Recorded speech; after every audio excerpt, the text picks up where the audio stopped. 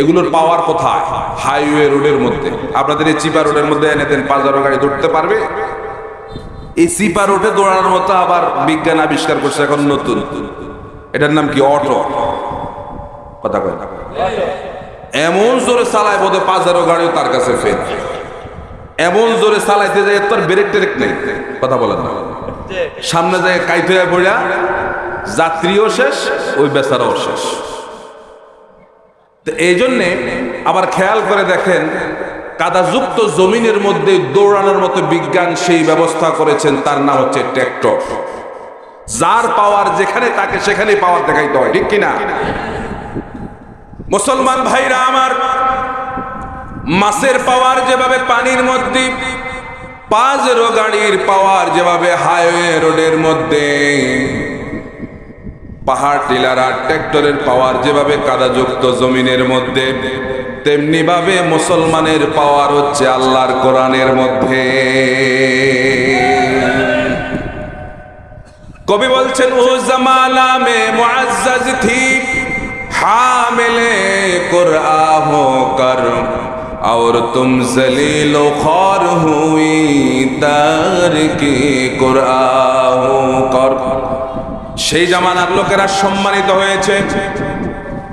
মুসলমান ভাইরা আমার, কোরআনকে বুকে ধারণ করে চলার কারণে আবু বকর রাদিয়াল্লাহু তাআলা আনহুর যেই সম্মান, যেই মর্যাদা আল্লাহ রাব্বুল আলামিন দিলেন কোরআনকে বহন করে চলার কারণে, সারা পৃথিবী খুঁজলেও আবু বকরের মতো একজন লোক খুঁজে পাওয়া যাবে না। ওমর ছিল জিরো, কোরআনের সংস্পর্শে এসে ওমর হয়ে গেল হিরো। যে ছিল জাহান্নামী, কোরআন তাকে জান্নাতি মানুষ বানায়ছে। শুধুমাত্র জান্নাতি মানুষে বানায় নাই, জান্নাতের 2 নম্বর প্যাসেঞ্জার বানায়া দিছে। যেই ওমরের ব্যাপারে রাসূল বলেন, লা নাবিয়্যা বাদি ওয়ালা রাসূলা, আমার পরে কোনো নবী এবং রাসূল আসবে না। আমার পরে যদি কোনো নবী এবং রাসূল আসতো, লাকানা ওমর, আল্লাহ রাব্বুল আলামিন ওমরকে নবী বানায়া পৃথিবীতে পাঠাতেন। এই কোরআন তাদেরকে এমন ভাবে পরিবর্তন করে দিল, এমন একটা সমাজ প্রতিষ্ঠিত করলো।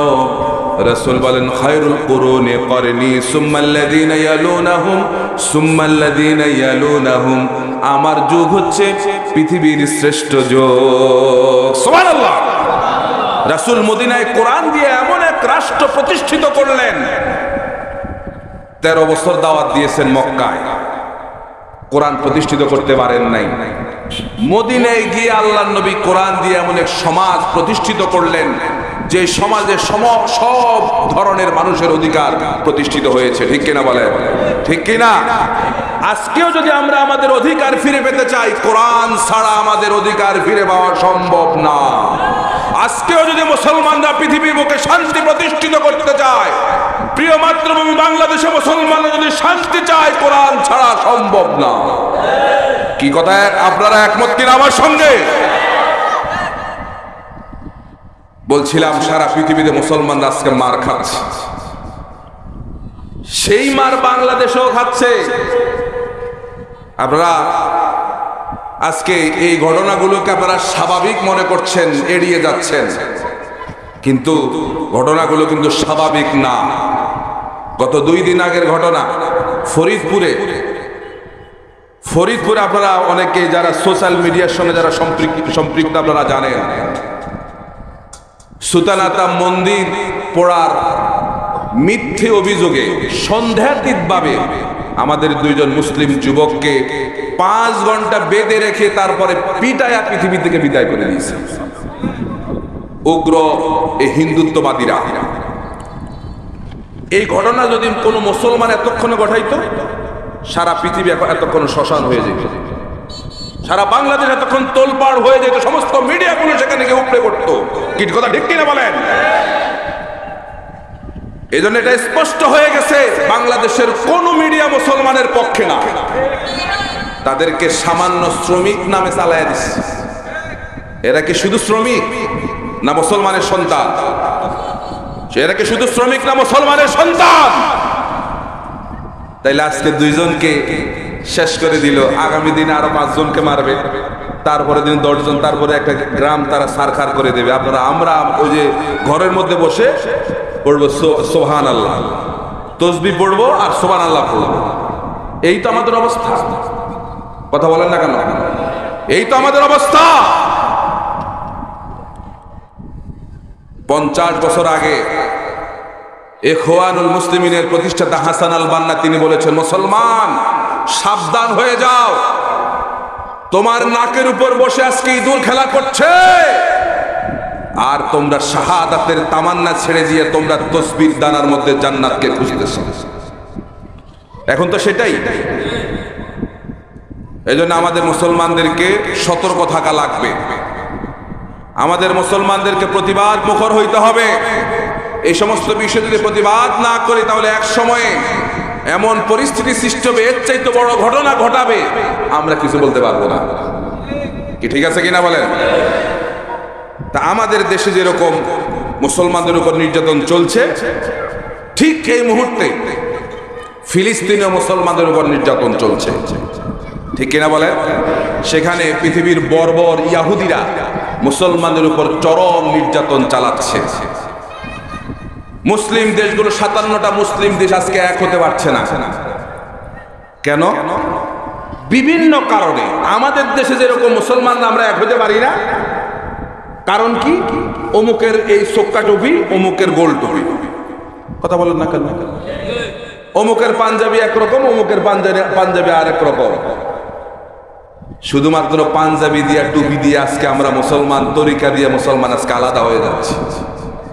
কাফের মুশরিকরা মুসলমানদেরকে যখন মারা শুরু করবে, কে কোন তরিকার এটা দেখবে না, কে কোন টুপি মাথায় দেয় এটা দেখবে না, তারা দেখবে কে সিজদা দেয় আল্লাহরে, কে মুসলমান, তারা তাকেই মারবে। এজন্য আজকে দলমত নির্বিশেষে সমস্ত মুসলমানদেরকে এক হয়ে যাওয়া দরকার।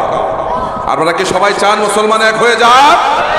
বাংলাদেশের 16 কোটি মুসলমান এক হয়ে যাক, সবাই কি চান? কারা কারা দেন দুহাত দেখেন আল্লাহকে। আল্লাহ কবুল করুক বলে আমিন। যে মরা স্লোগান, এই স্লোগান দিয়ে ওরা তো 2 জন মরছে, এই স্লোগান নিয়ে ময়দানে গেলে আমাদের আরো সংখ্যা বাড়বে।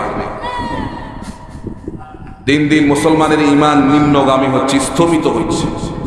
এই জন্য ঈমান তাজা করার জন্য এই মাহফিল। কি বলেন? কারণ আল্লাহর কোরআনের আয়াত যখন তেলাওয়াত হয় তখন মুসলমানদের ঈমান বাড়ে না কমে? বাড়ে না কমে? আল্লাহর কোরআন যখন মুসলমান শুনে তখন মুসলমানের ঈমান বাড়ে না কমে? তবে আমরা নিরাশ নই। পৃথিবী থেকে ইহুদিরা একদিন নিশ্চিহ্ন হবে, হবে না?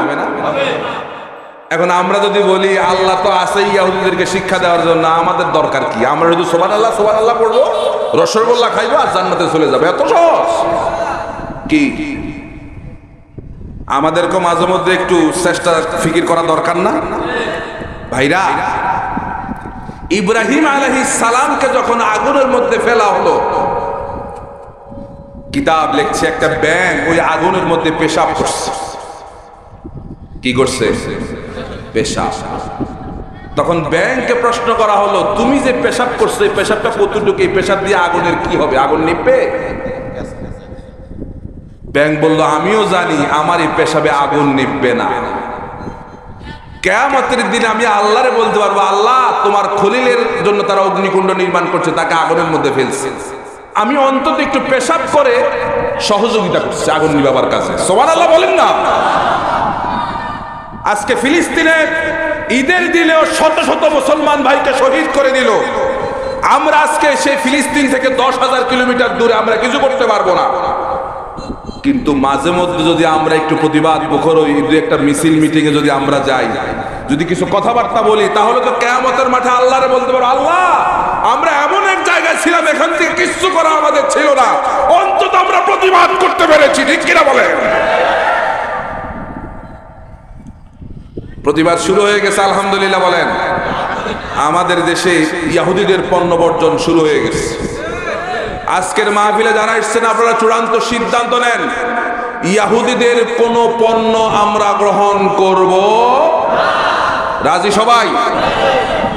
ইতিমধ্যে কোক, স্প্রাইট, কোকা কোলা এগুলো বাংলাদেশ থেকে কি হয়ে যাইতেছে, 7 আপ ব্যানিশ হয়ে যাচ্ছে। আলহামদুলিল্লাহ বলেন। বাজারে গেলে এখন মজু খুঁজে পাওয়া যায় না। হুজুর দিয়া কুলায় না। মজুর মধ্যে লিখে রাখছে কি 1 টাকা ফিলিস্তিনি মুসলমানদের জন্য। আলহামদুলিল্লাহ বলেন, আলহামদুলিল্লাহ বলেন। তাইলে মজু কোম্পানিকে ধন্যবাদ দেওয়া দরকার, কি বলেন? যাই হোক, তারা অন্তত 1 টাকা দিয়ে হইলো এক একটা মজুতে 1 টাকা থেকে 1 টাকা করে হলেও তারা ফিলিস্তিনি মুসলমানদেরকে সহযোগিতা করতেছে। তাহলে আমি যদি একটা আগে মজু খাইতাম না, এখন যদি একটা মজু খাই, তখন আমি মনে মনে চিন্তা করতে পারবো কি অন্তত আমি 1 টাকা দিয়ে ফিলিস্তিনি মুসলমানকে সহযোগিতা করলাম। কি বলেন? আল্লাহ রাব্বুল আলামিন আমাদেরকে ইহুদিদের এই পণ্যগুলো বর্জন করার সেই তৌফিক দান করুন। আজকে আমি আপনাদের সামনে কোরআনুল কারীমের সূরাতুল হাসর থেকে আলোচনা করব ইনশাআল্লাহ, যেখানে আল্লাহ রাব্বুল আলামিন মদিনার ইহুদিদেরকে কিভাবে ভ্যানিশ করে দিলেন সে ঘটনা আপনাদের সামনে উপস্থাপন করব। এবং আল্লাহ এবং তার রাসূলের বিরুদ্ধাচরণ করার কারণে পৃথিবীতে যুগে যুগে বহু জাতিকে কিভাবে আল্লাহ পাক মাটির সঙ্গে মিশিয়ে দিয়েছেন, ধ্বংস করে দিয়েছেন, কিছু কথা আমরা বলবো, শুনবো তো ইনশাআল্লাহ। আমরা সাম্প্রতিক আলোচনা করতে বেশি পছন্দ করি। আল্লাহ যেন এই বিষয়টা সাবলীল ভাষায়, প্রাঞ্জল ভাষায় যেন আপনাদের সামনে উপস্থাপন করতে পারে, আল্লাহ যেন সেই তৌফিক দান করে বলে আমিন। তাহলে ভূমিকা আর দীর্ঘায়িত না, আমরা সরাসরি আলোচনার মধ্যে ঢুকে যেতে চাই। সকলে পড়ি আউযু বিল্লাহি মিনাশ শাইতানির রাজীম। বিসমিল্লাহির রাহমানির রাহিম। বিতাড়িত মরদুদ শয়তানের ওয়াসওয়াসা থেকে পানাহ চাই, পরম করুণাময় আল্লাহর নামে শুরু করছি। সাব্বাহা লিল্লাহি মা ফিস সামাওয়াতি ওয়া মা ফিল আরদ ওয়া হুয়াল আজিজুল হাকীম। হুয়াল্লাযী আখরাজাল লাযীনা কাফারু মিন আহলিল কিতাব من أهل الكتاب من ديارهم لأول الحشر ما ظننتم أن يخرجوا وظنوا أنهم مانعتهم حصونهم من الله فأتاهم الله من حيث لم يحتسبوا وقذف في قلوبهم الرعب يخربون بيوتهم بأيديهم وأيدي المؤمنين فاعتبروا يا أولي الأبصار صدق الله العظيم। সূরাতুল হাশর মহাগ্রন্থ আল কোরআনের 59তম সূরা। এই সূরায় আল্লাহ সুবহানাহু ওয়া তাআলা আয়াত দিয়েছেন 24টি। বিপুল সংখ্যক মুফাসসিরিনে কেরাম এই সূরাটিকে মাদানী সূরা হিসেবে গণ্য করেছেন। এই সূরার নামকরণ করা হয়েছে, সূরার দ্বিতীয় আয়াতে হাসর শব্দ থেকে এর নামকরণ করা হয়েছে। এই সূরার নাজিল হওয়ার সময়কাল হচ্ছে বদরের যুদ্ধ সংগঠিত হয়ে যাওয়ার পরপরই বিশেষ একটি ঘটনাকে কেন্দ্র করে আল্লাহ রাব্বুল আলামিন সূরাতুল হাশর নাজিল করেছেন। সুবহানাল্লাহ। আগে আমরা অর্থ করব, তারপরে শারে নুজুল জানবো, তারপরে ব্যাখ্যায় যাব ইনশাআল্লাহ। বলে ইনশাআল্লাহ। দেখুন আল্লাহ রাব্বুল আলামিন বলছেন সাব্বাহা লিল্লাহি মা ফিস সামাওয়াতি ওয়া মা ফিল আরদ। আসমান এবং জমিনে যা কিছু আছে এই সকল কিছুর একচ্ছত্র মালিক কে?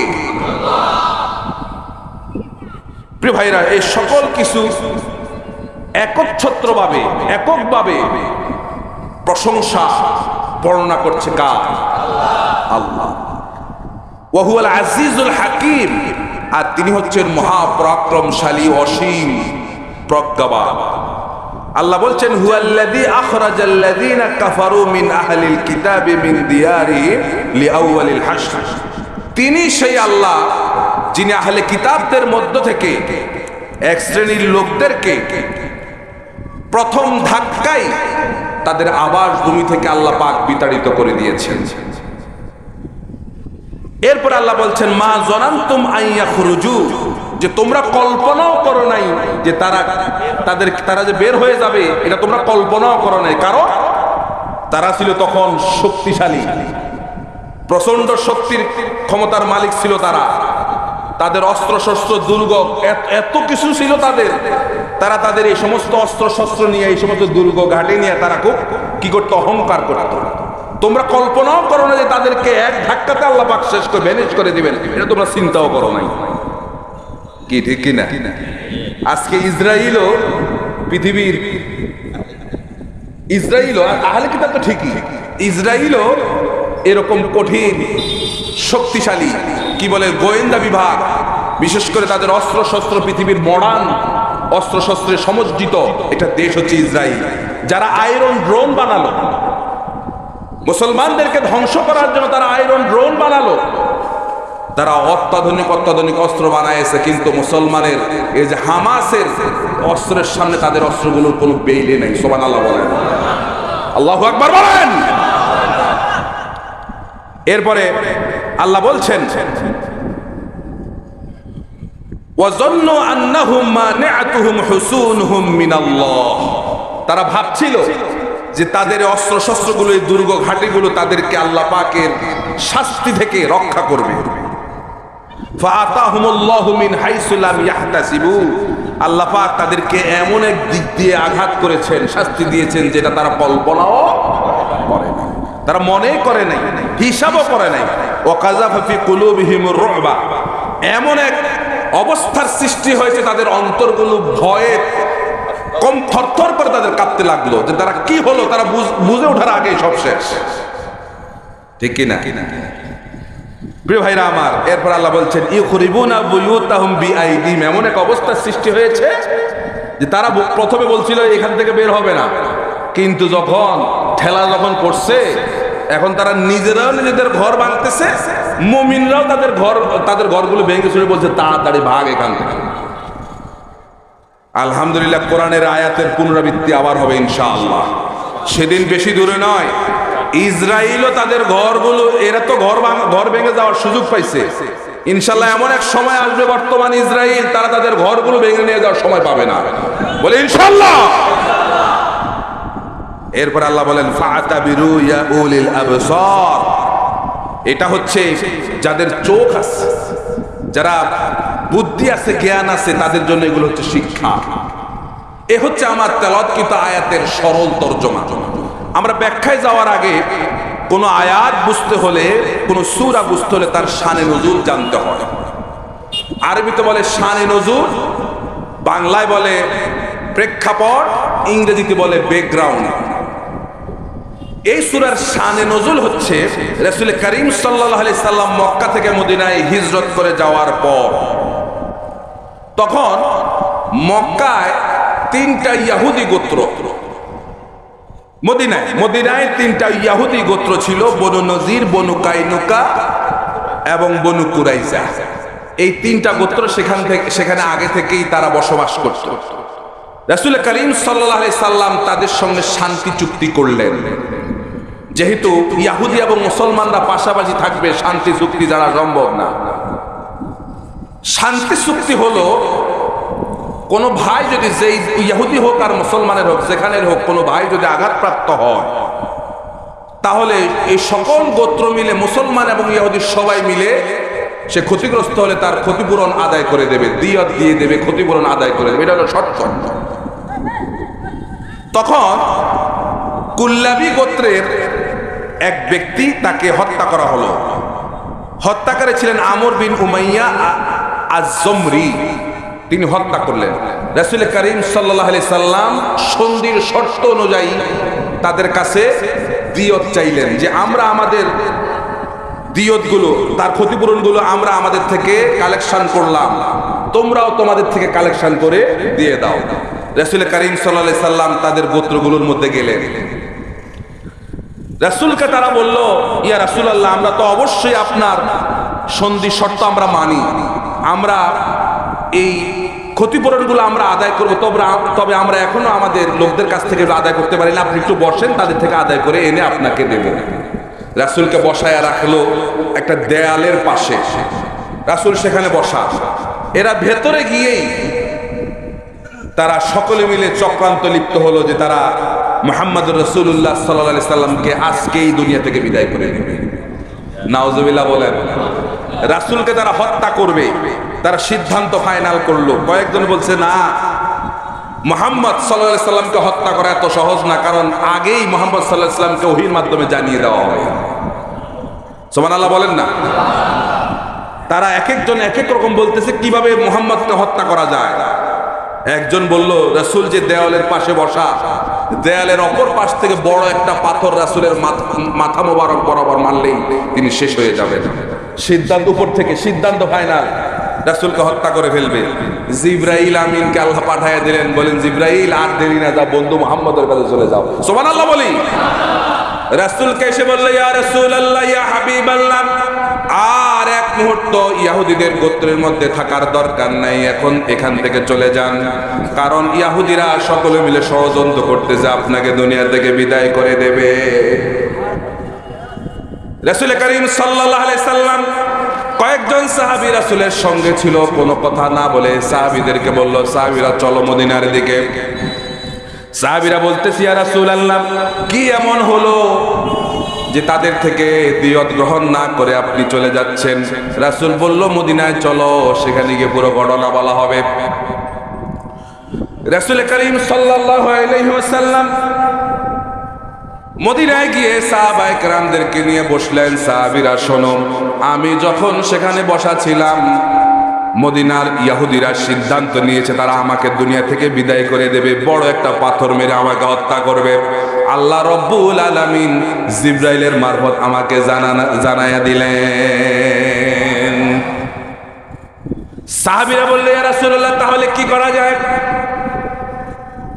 আল্লাহর নবী, বিশ্ব নবী মুহাম্মদুর রাসূলুল্লাহ সাল্লাল্লাহু আলাইহি সাল্লাম বলেন, সাহাবীরা শোনো, আল্লাহ রাব্বুল আলামিন সিদ্ধান্ত দিলেন আর এক মুহূর্ত ইহুদিদেরকে এখানে থাকতে দেওয়া যাবে না, তাদেরকে নোটিশ জারি করে দাও, তারা যেন 3 দিনের মধ্যে এই অঞ্চল ছেড়ে অন্যত্র চলে যায়। সুবহানাল্লাহ। এ হচ্ছে তেলাওয়াতকৃত আয়াতের শানে নজুল। তাদেরকে যখন নোটিশ করে দেওয়া হলো তোমরা এখান থেকে চলে যাও, তারা প্রথমে গড়িমসি করছে, পরে মুসলমানদের যখন অ্যাকশন দেখছে তারা যাওয়ার জন্য সিদ্ধান্ত ফাইনাল করছে। কিন্তু প্রতিমধ্যে মুনাফিক সর্দার, কি নাম, ওবাইদুল্লাহ, আব্দুল্লাহ ইবনে উবাই ইবনে সুলুল, সে এসে বলতেছে, ইহুদিরা কোথায় যাইবা তোমরা? আমরা থাকতে, আমরা তোমাদের বন্ধু না, আমরা তোমাদের বন্ধু না, আমাদের 2000 সৈন্য আছে, দেখি না মুহাম্মদের সাহাবীরা তোমাদের কি গতি করতে পারে, আমরা তো তোমার সঙ্গে আছি। আপনারা বলেন, এই যে মুনাফিকরা তাদেরকে যে আশ্বাসটা দিছে, মায়ের শুরু হইলে একটাও থাকবো কাছে? কথা বলেন, হ্যাঁ, একটাও থাকবে কাছে? আসলেও থাকে নাই, আসলেও। তাহলে এ হলো তেলাওয়াতকৃত আয়াতের শানে নজুল। আমরা ব্যাখ্যায় চলে যাব। দেখুন, আল্লাহ রাব্বুল আলামিন এই সূরা শুরু করেছেন আল্লাহর প্রশংসা দিয়ে। সুবহানাল্লাহ বলেন। আল্লাহ রাব্বুল আলামিন বলছেন, সাব্বাহা লিল্লাহি মা ফিস সামাওয়াতি ওয়া মা ফিল আরদ ওয়া হুয়াল আজিজুল হাকীম। সমস্ত প্রশংসা আসমান এবং জমিনে যা কিছু আছে সবাই এককভাবে, একচ্ছত্রভাবে প্রশংসা করে কার? সব আল্লাহর প্রশংসা করে। দেখুন, কোরআনের এক আয়াতের তাফসীর আরো আয়াতের মধ্যে আছে। এজন্য কোরআনের শ্রেষ্ঠ তাফসীর হচ্ছে কোরআন দিয়ে কোরআনের তাফসীর করা। সুবহানাল্লাহ বলেন। কোরআন দিয়ে কোরআনের তাফসীর করা, এটা হলো কোরআনের শ্রেষ্ঠ তাফসীর। এটা আমরা একজনের কাছ থেকে শিখেছি। কার কাছ থেকে? যিনি এই দেশে তাফসীরের রূপকার, যিনি চলে গেলেন দুনিয়া থেকে জুলুমের শিকার হয়ে। আমাদের সকলের মুরব্বী, আমাদের সকলের প্রিয় কোরআনের পাখি, নাওয়ারাল্লাহু মারকাদাহু ওয়া জাআলাল জান্নাতা মাসওয়াহু। আমরা সকলে বলে আমিন। তিনি সব সময় কোরআন দিয়ে কোরআনের তাফসীর করতেন, আর এটাই শ্রেষ্ঠ তাফসীর। কি বলেন? আজে বাজে কিচ্ছা কাহিনী গল্প বলতেন না, কারণ তার মধ্যে ভুল ত্রুটি থাকার সম্ভাবনা আছে না? নাই। আমরাও সে চেষ্টাই করি কোরআন দিয়ে কোরআন থেকে কথা বলা। আল্লাহ যেন সেই তৌফিক আমাদেরকেও দান করে। দেখো, কোরআনুল কারীমের সূরাতুল হাদীদের 1 নম্বর আয়াতে আল্লাহ রাব্বুল আলামিন বলছেন, সাব্বাহা লিল্লাহি মা ফিস সামাওয়াতি ওয়াল আরদি ওয়া হুয়াল আজিজুল হাকীম। সাব্বাহা ইউসাব্বিহু তাসবিহান, সাব্বাহা ইউসাব্বিহু তাসবিহান। তারা প্রশংসা বর্ণনা করেছে, মাজিদ সিগা, প্রশংসা বর্ণনা করবে, বর্তমান করতেছে, বর্তমান প্রশংসা বর্ণনা করতেছে, ভবিষ্যতে প্রশংসা বর্ণনা করবে। ঠিক কিনা বলেন? আসমান এবং জমিনে কুল কায়নাতে যা আছে সব প্রশংসা বর্ণনা করছে কার? মানুষ আল্লাহর প্রশংসা সব সময় করে না, বিপদে পড়লে করে। কথা কয় না? সব সময় করি আমরা। যখন সুখে থাকে তখন করি, নির্বাচনে যখন জিতে যাই, অমুকের গলায় রে কি সুন্দর মালা রে। জিতে গেছে তখন আর হুজুর দরকার নাই, ওলামায়ে কেরাম দরকার নাই, আল্লাহ রাসূল দরকার, নামাজও শেষ। কিন্তু নির্বাচনের আগে এক একজন কয়েকবার নামাজ পড়ে। কত না? হ্যাঁ, তখন নামাজও দরকার, আল্লাহরও দরকার, হুজুরও দরকার, শাসা মশা যা আছে সবারও দরকার। কৃষক মাঠের মধ্যে গায়ে কাদা, এরকম আপনাদের দিকে ঘটে কিনা আমি জানি না, ঘটে। মাঠের মধ্যে গায়ে কাদা, বলতেছে স্যার আমার গায়ে তো কাদা। কারণ আরো অসুবিধা নাই, তুমিও মানুষ আমিও মানুষ, তোমার গায়ের রক্ত আর আমার গায়ের রক্ত তো একই, আসো বুক মিলাই। নির্বাচন যখন শেষ, রাস্তা দিয়ে যায়, আর উনি ওই যে গাড়ির উপরে যেটা খোলা থাকে এটার কি বলে, ওই যে উপরে গ্লাস খোলা থাকে, এটার উপরে দিয়ে উঠা এরকম এরকম করে মানে হাত নাড়ায় দেখে আগামী 5 বছর পরে আবার আসবে। ও হুট খোলা জি এটা দিয়ে বলে আগামী 5 বছর কি পরে আবার দেখো। কি কথা ঠিক আছে কিনা? কথা ঠিক আছে কিনা? আল্লাহ কি আমাদের সালাকি জানে না? বুঝে না?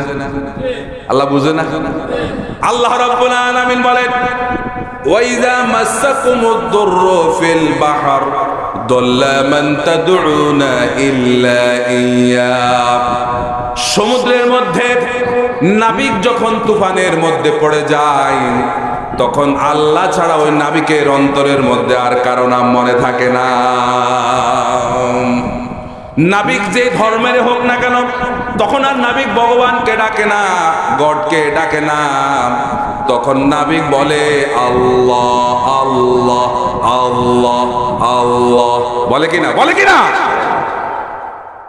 প্রিয় ভাইরা আমার, আল্লাহ রাব্বুল আলামিন যখন আসমান থেকে তুফান সরাইয়া দিয়া আকাশটা যখন পরিষ্কার করে দেখেন, আল্লাহ বলেন আরাদতুম, এরা তখন আল্লাহকে আবার বলে যায় ওয়া কানাল ইনসানু কাফুরা। মানুষ বড় বিপদে পড়ছে, আল্লাহ ডাকছে, বিপদ থেকে বেঁচে গেছে, এখন আর আল্লাহ। এজন্য ভাইরা আমার, আমরা এমন মুসলমান হওয়া লাগবে, বিপদে আপদে সর্ব অবস্থায় আমরা প্রশংসা বর্ণনা করব কার?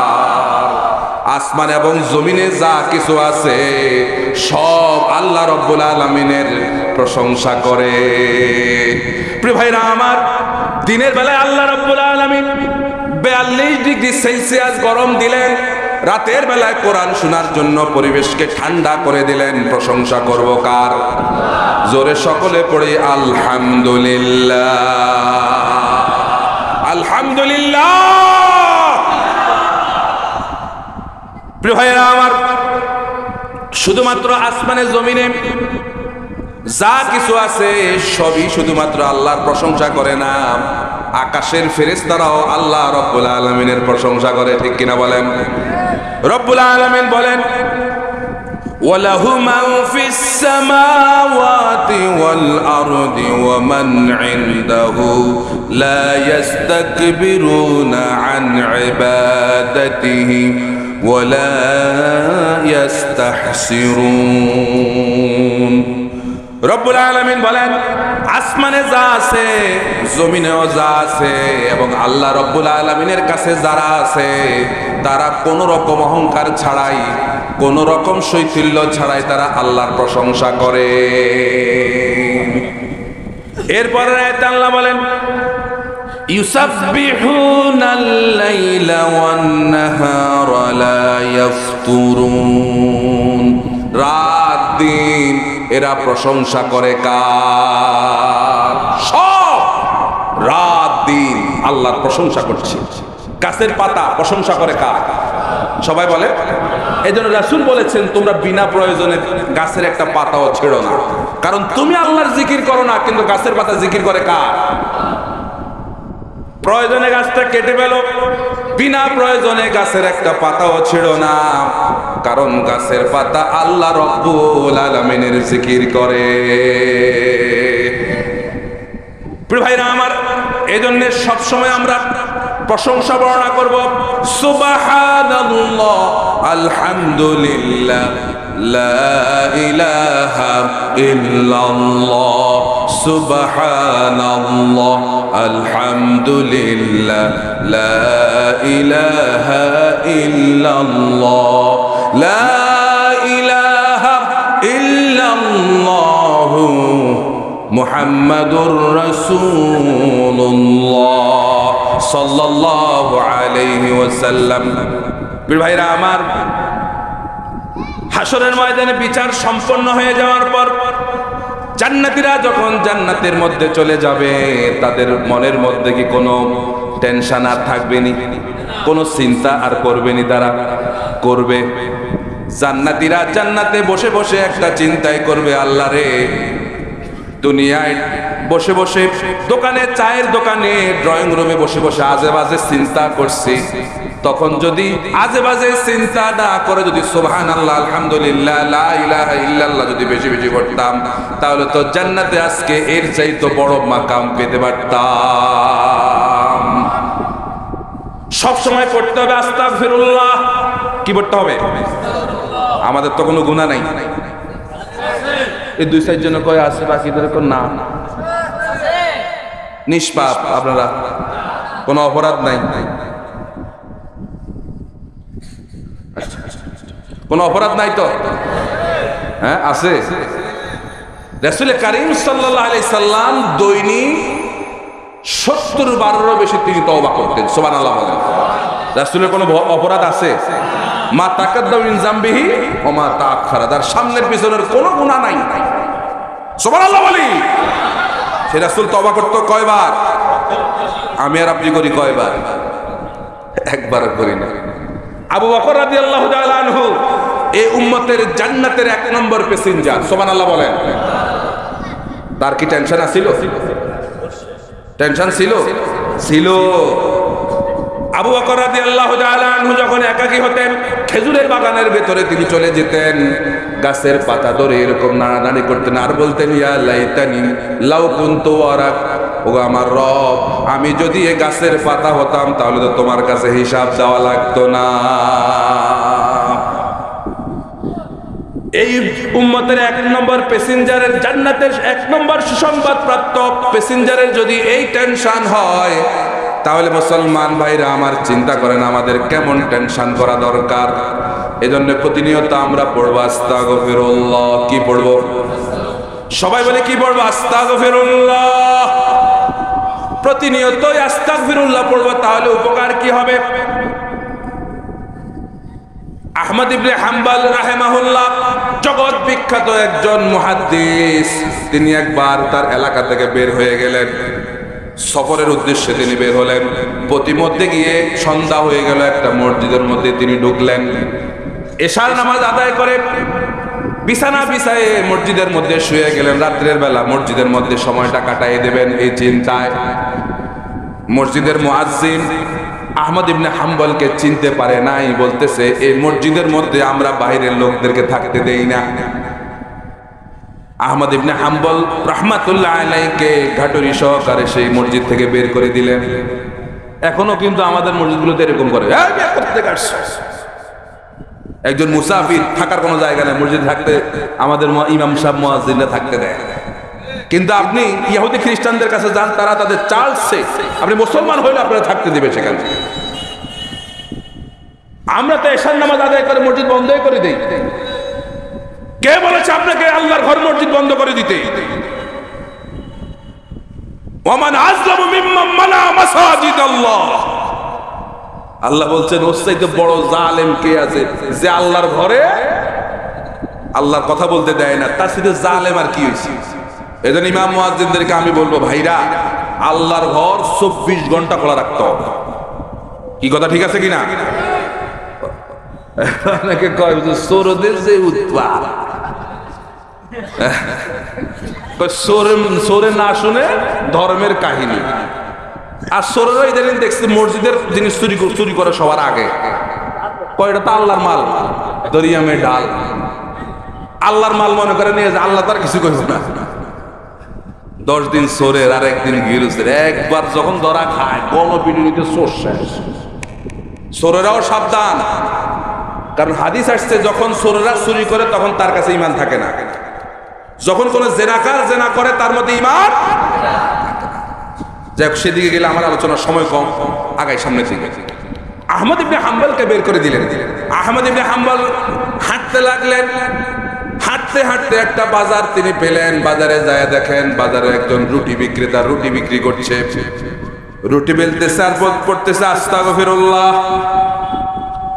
রুটি বেলতেছে পড়তেছে আস্তাগফিরুল্লাহ, রুটি চুলার মধ্যে দিচ্ছে পড়তেছে আস্তাগফিরুল্লাহ, রুটি সেখান থেকে উল্টাচ্ছে পড়ছে আস্তাগফিরুল্লাহ।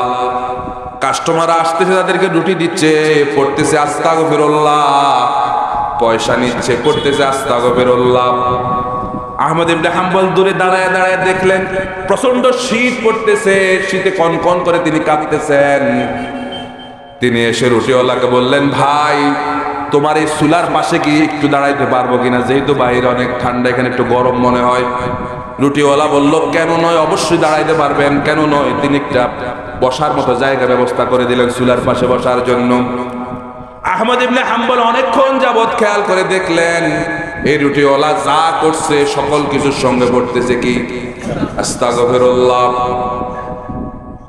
এরপরে আহমদ ইবনে হাম্বল দেখলেন যখন লোকটা ফ্রি হলো, তাকে প্রশ্ন করলেন, ভাই তুমি প্রত্যেক কাজে কাজে পড়তেছো আস্তাগফিরুল্লাহ কেন? লোকটি বলল, ভাই তুমি কে জানি না চিনি না, আমি আস্তাগফিরুল্লাহ এই জন্য পড়ে যে আমি এর বরকত আমি পেয়েছি। এই আস্তাগফিরুল্লাহ পড়ার কারণে রব্বুল আলামিন আমাকে মুস্তাজাবুদ দাওয়া বানিয়ে দিয়েছে। আমি আল্লাহর কাছে যা দোয়া করি আল্লাহ রব্বুল আলামিন আমার সব দোয়া কবুল করে নেয়। তবে আমার মনের মধ্যে একটা কষ্ট আছে, আমার একটা দোয়া আল্লাহ রাব্বুল আলামিন এখনো কবুল করে নাই। ইমাম সাহেব প্রশ্ন করতেছে, ভাই তোমার সেই দোয়া কি? ওই লোকটি বলল, ভাই আমার একটা বড় দোয়া হচ্ছে এই জামানার শ্রেষ্ঠ মুহাদ্দিস আহমদ ইবনে হাম্বলের সঙ্গে আমি একটু দেখা করতে চাই।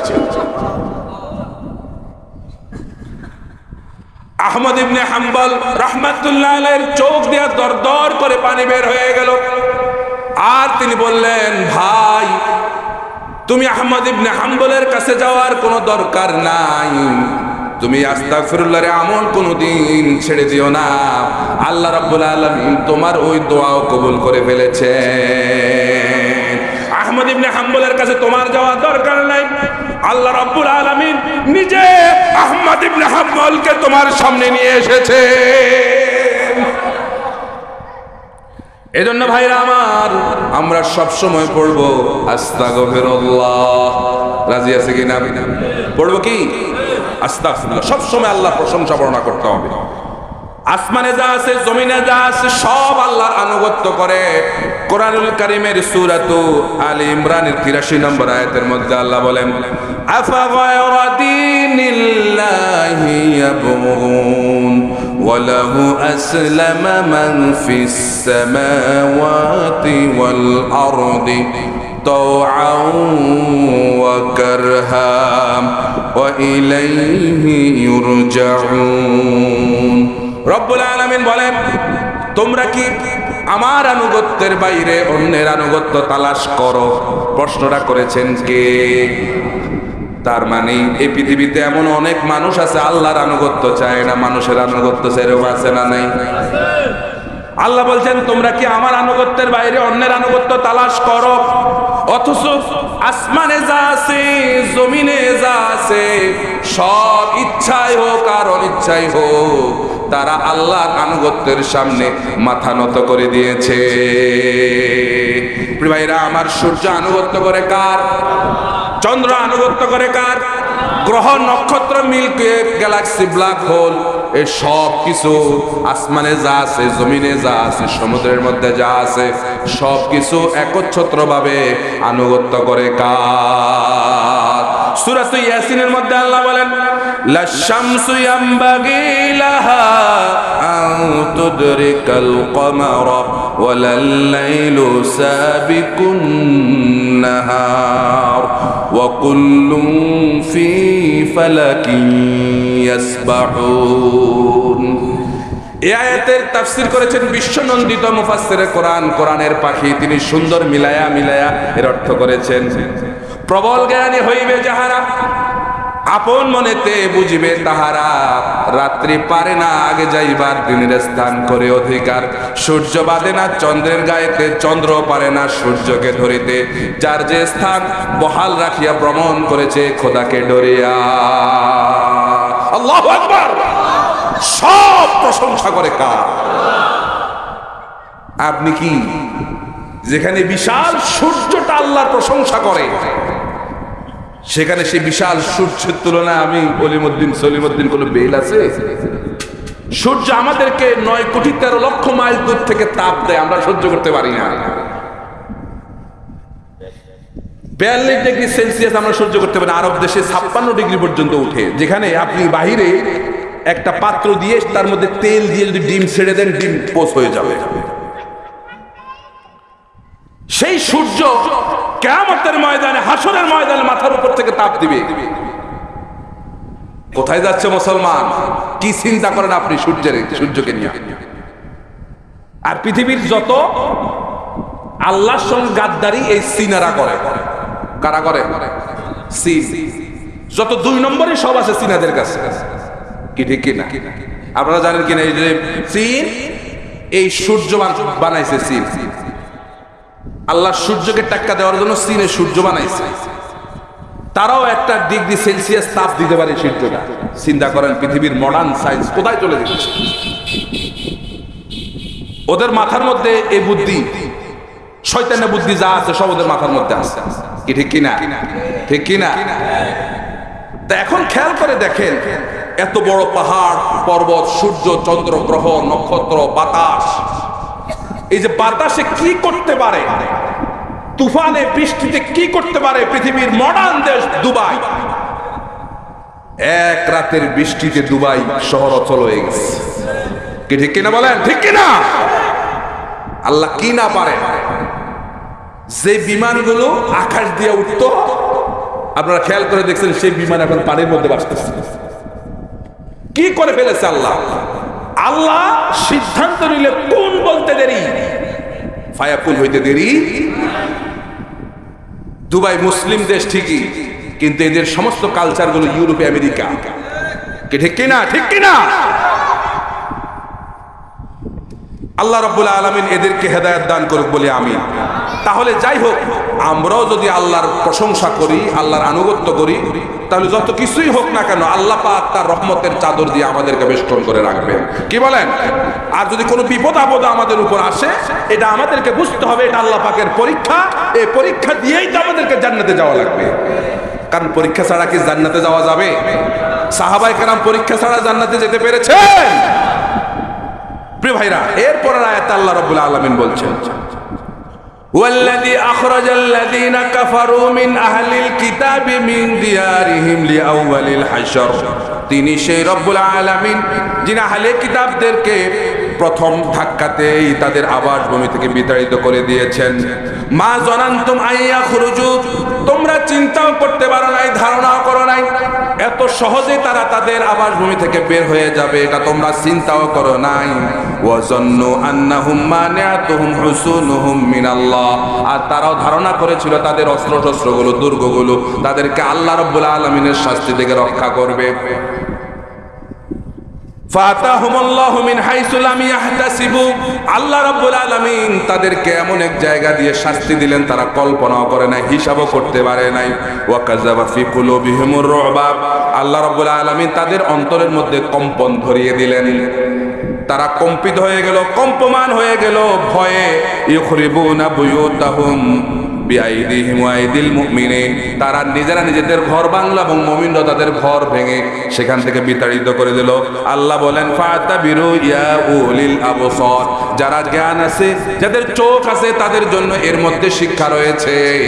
কারণ আল্লাহ যদি ধরে তাহলে আল্লাহ ছাড়ে না। ইন্না বাকশা রাব্বিকা লাশাদীদ, আল্লাহর ধরা বড় ধরা, ঠিক কিনা বলেন? দুবাই শিক্ষা পেয়েছে, ঠিক কিনা বলেন? এরপরে যদি হেদায়েত না আসে তাহলে হেদায়েত না। ইন্নাকা লা তাহদি মান আহবাবতা। আমাদের দেশে করোনা ভাইরাস এসেছিল, আমাদের কি বিন্দু মাত্র আল্লাহর ব্যাপারে সতর্ক করাইতে পারছে? পারে না। এই যে দুবাইতে গজব আসছে, সেই গজব আমাদের দেশে আসতে বেশি দেরি নাই, যদি আমরা মুসলমানরা ঠিক না হই। কি বলেন? আজকে কাফের মুশরিক দিয়ে আমাদেরকে পিটাচ্ছে, মারাচ্ছে, এটা কি আমাদের জন্য গজব না?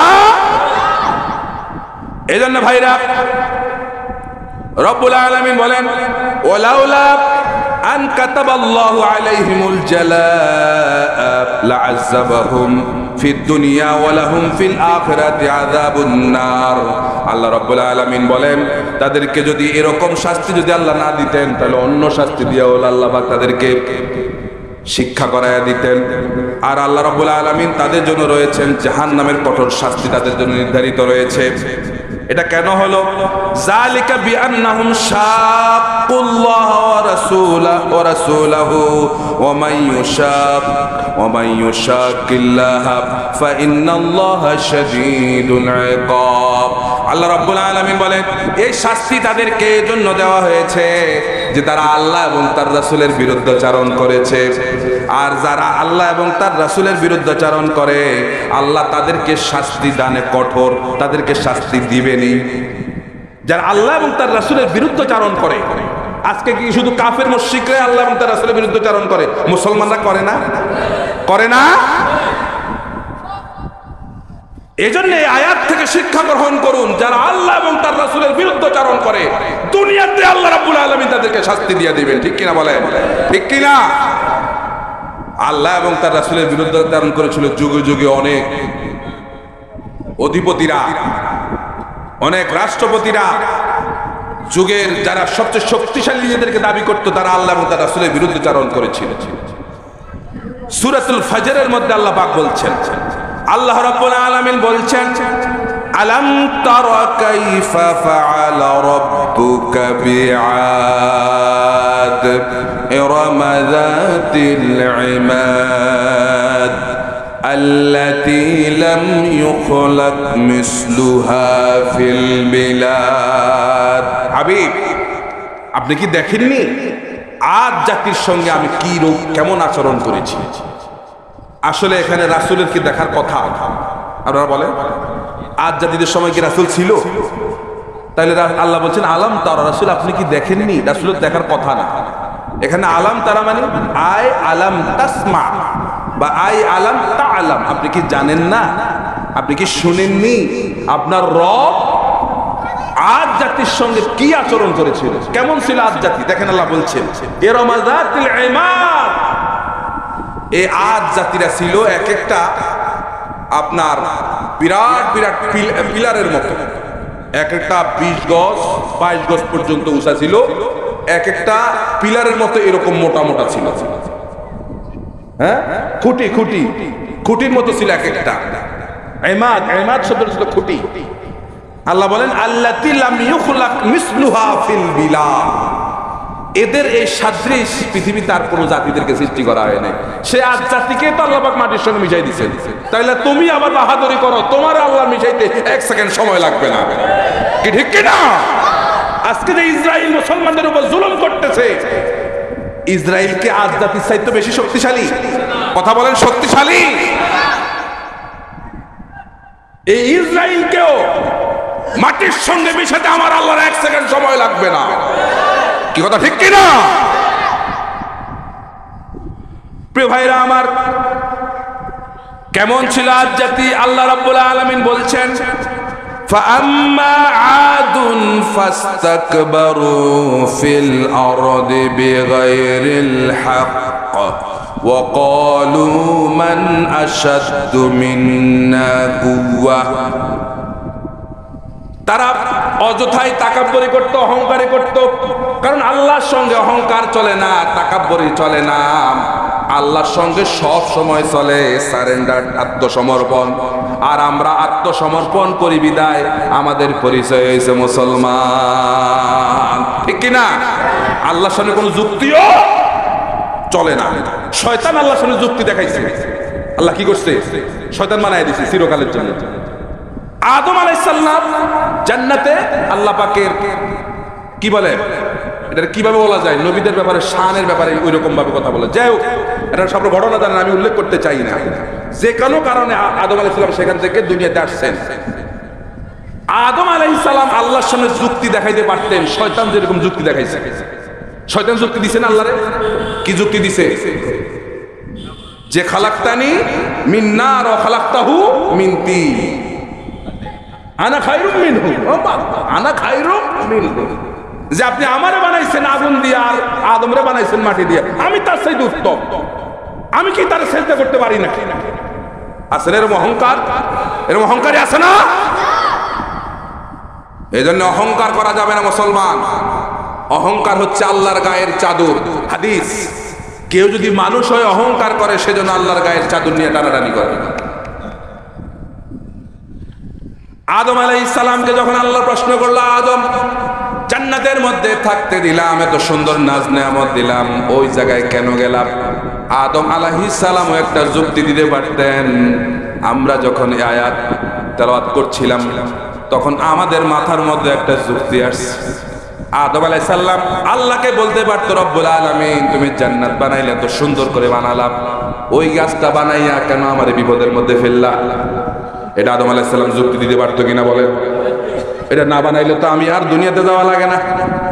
আদম যদি দুনিয়াতে না আসতো, আমরা আপনি আসতাম কোথা থেকে? সব কিছু আল্লাহ রাব্বুল আলামিনের মাস্টার প্ল্যান, ঠিক কিনা বলেন? আদম আলাইহিস সালামকে যখন আল্লাহ বলল, আদম কেন ভুল করলাম, অমুক জায়গায় কেন গেলাম? আদম আলাইহিস সালাম জানে আল্লাহর সামনে কোনো যুক্তি চলে না। আদম আলাইহিস সালাম সঙ্গে সঙ্গে সারেন্ডার হয়ে তিনি বললেন, রব্বানা যালামনা আনফুসানা ওয়া ইন লাম তাগফির লানা ওয়া তারহামনা লানাকুনান্না মিনাল খাসিরিন, ঠিক কি না? তাহলে আল্লাহর সামনে কোনো যুক্তি চলে না। আর তারা অহেতুক, এই আদ জাতিরা অহেতুক তারা অহংকার করতো। তারা বলতো, মান আশাদ্দু মিন্না কুওয়া, আমাদের চাইতে শক্তিশালী আর কে আছে? সে শুধু আদ জাতি এই কথা বলে, এখন আর কেউ বোধহয় বলে না। কথা কয় না এখন, কেন আমরা সব মিয়া 16 বছর ধরে আমরাই তো সব, কথা কয় না? হ্যাঁ, এত বছর তোমরা ক্ষমতায়, কিন্তু আজকে বিদ্যুতের এই অবস্থা কেন? কথা বলেন না? একটা টানা যদি একটা সরকার যদি 3 বছর থাকে, তাহলে তো নির্বিচ্ছিন্ন বিদ্যুৎ বাংলাদেশে হওয়ার কথা, কি কথা ঠিক কিনা বলেন? কিন্তু বিভিন্ন জায়গায় আপনাদের পথঘাট উন্নত আছে, ঠিক আছে, পথঘাট যাই হোক না কেন, রাতের বেলায় তো মানুষ একটু আরাম চায়, কি কথা ঠিক আছে কিনা? আমি যেখানে থাকি ওখানে তো বিদ্যুৎ যায় না, ওখানে বিদ্যুৎ মাঝে মাঝে আসে। কথা, আপনাদের এদিকে কি অবস্থা? বিদ্যুৎ যায় না, তবে মাঝে মাঝে আসে। আল্লাহ সবাইকে বুঝার তৌফিক দান করে বলে আমি। বাংলাদেশে যে পরিমাণে অর্থ লুটপাট হয়েছে, যে পরিমাণে অর্থ পাচার হয়েছে, এগুলো যদি পাচার না করে এই দেশে বিদ্যুৎ খাতে যদি আরো বেশি ভর্তুকি দেওয়া হইলে বিদ্যুৎ খাতটাকে যদি সচল করা হইতো, পৃথিবীর যে কোনো দেশে যাই আমরা তো দেখি 1 সেকেন্ডের জন্য কারেন্ট যায় না। কি কথা বলেন না কেন? এই জন্য সরকারের কাছে আমরা আহ্বান জানাই যে এখন যে 42 ডিগ্রি গরম পড়ছে, এত গরমের মধ্যে যদি বিদ্যুৎ যদি না থাকে তাহলে এই মানুষগুলো তো বাঁচবে না। কারণ আমাদের এই দেশের মানুষগুলো নাতিশীতোষ্ণ অঞ্চলের মানুষ, এই দেশের মানুষ শান্তিপ্রিয় মানুষ, এরা গরম সহ্য করতে পারে না। আরব দেশের লোকেরা গরম সহ্য করতে পারে, কারণ তারা জন্মের পরে দেখছে গরম। আমরা কিন্তু জন্মের পরে এরকম গরম দেখি নাই। কথা বলেন না কেন? আমাদের শরীরটা একটা নির্দিষ্ট পরিমাণে তাপমাত্রা বহন করার মতো শরীর, এর বাইরে কিন্তু আমাদের শরীর এই তাপমাত্রা বহন করতে পারে না। এই জন্য সরকারের এই দিকে বেশি দৃষ্টিপাত দেওয়া দরকার, অন্যান্য খাত থেকে হলেও। কারণ যেটা আরামের জায়গা, এটা যদি ঠিক না করতে পারি তাহলে ব্যারাম তো অন্য দিক দিয়ে বাইরে হয়ে যাবে। কি কথা ঠিক আছে কিনা? যত কিছু হোক, আপনি হাজারো উন্নয়ন করছেন আমরা মানি, কিন্তু রাত 1টার সময় যখন কারেন্ট চলে যায় আর গরম যখন লাগে, তখন কিন্তু মুখ দিয়ে দোয়া আসে না। কি আসে? কথা আসেনি। যাই হোক, এই খাতটা আরো বেশি উন্নত করা দরকার। সরকারেরও সীমাবদ্ধতা আছে, সবকিছু মিলাইয়া যেন আর চেষ্টা করে, আমরা সেই দোয়াই করি। দেখুন,